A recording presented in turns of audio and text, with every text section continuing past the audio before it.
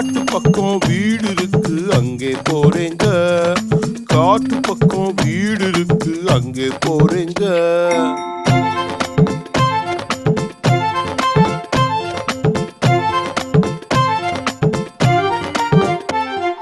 கம்பளி சட்டை நல்லா இருக்கு, யாரு தந்தாங்க?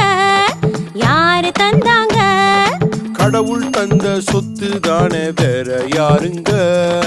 கடவுள் தந்த சொத்து தான்.